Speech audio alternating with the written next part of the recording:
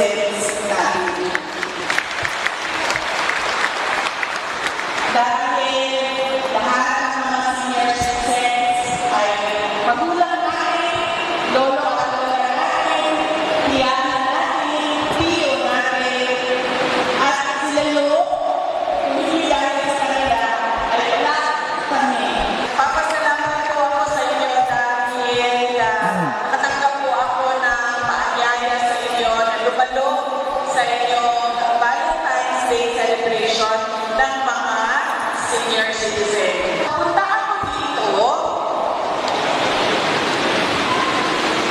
may matuksa, nandiyan po kami sa intersection ng EDSA Ayala, di ba yan, no? Yung papuntang Forest Park, tama ba ako? So, nakaliwa kami dyan. So, tumigil kami, tapos may matok sa bintana. So, sabi niya, uy! Sabi niya, ay, salamat. Inday, Sara. Sabi niya sa akin. Sabi ko, opo, bakit po? Sabi niya, Inday, Sara, hulog ka ng nani.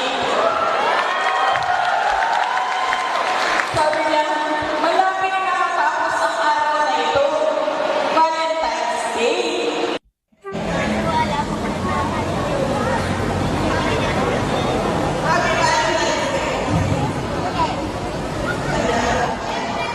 Oo, yun na.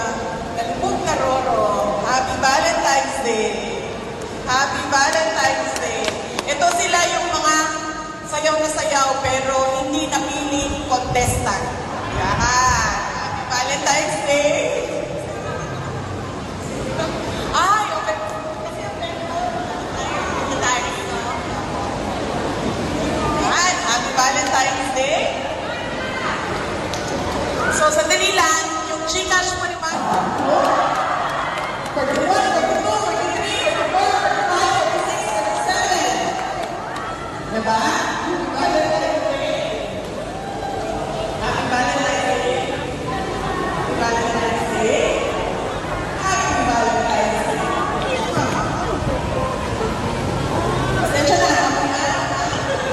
Happy Valentine's Day. Opo, ma'am. Nagpagdadasal na nga. Happy Valentine's Day. Happy Valentine's Day. Happy Valentine's Day. Valentine's Day. Huwag niyo kalimutan si Mano, ma'am. Thank you. Happy Valentine's Day. Happy Valentine's Day. Ganda talaga yan. Happy Valentine's Day. Masayang-masaya si Manong dahil naubos na ang kanya Happy Valentine's Day. Happy Valentine's Day. Happy Valentine's Day. Happy Valentine's Day. Happy. Oh, wala, ma'am. Sa iyo na yan. Itago niyo po. Happy Valentine's Day. Hindi naman kayo ng senior citizen. Diba? Sabi ko sa kanya kanina, Norman, hindi pa nagsisimula ang kasal. Alas 3 na, pwede bang ilibre mo muna ang mga senior citizens ng merienda para hindi ang umiit ang ulo nila sa kakaantan. Sabi ni Norman, sabi niya, maawa ka naman sa akin. Hanggang ngayon, nagbabayad pa ako ng aking mga utang. Pero, kahit hindi kayo nilibre ni Norman na merienda, si Norman ay sobrang galing magbigay ng mensahe at advice. Di ba, Norman?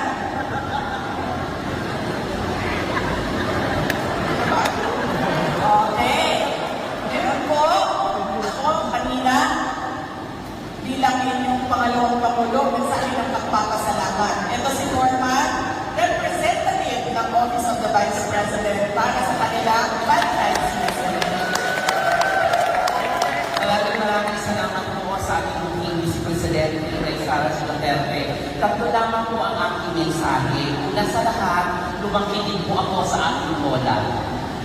Ang aking pong lola ay isang sidewalk vendor sa San Pedro Cathedral. Ito ay isa sa pinakamalaking simbahan sa syudad ng Davao. Ito ay malapit sa City Hall at ito din ay malapit sa Sangguniang Luzon. Kaya, sabi nga ni Makinday, close ako sa mga lolo-lola. Dahil nakapagtapos ako ng pag-aaral dahil sa sakripisyo at pagmamahal ng aking lola sa akin. Kaya sa lahat ng mga lolo-lola, tatlo lamang po ang aking mensahe sa inyo. Una, ay salamat sa inyong gabay sa mga Vice Presidente. Salamat sa inyong gabay. Salamat sa inyong pag-unawa at salamat sa inyong pagmamahal. Yan ang mga qualities ng mga lolo-lola.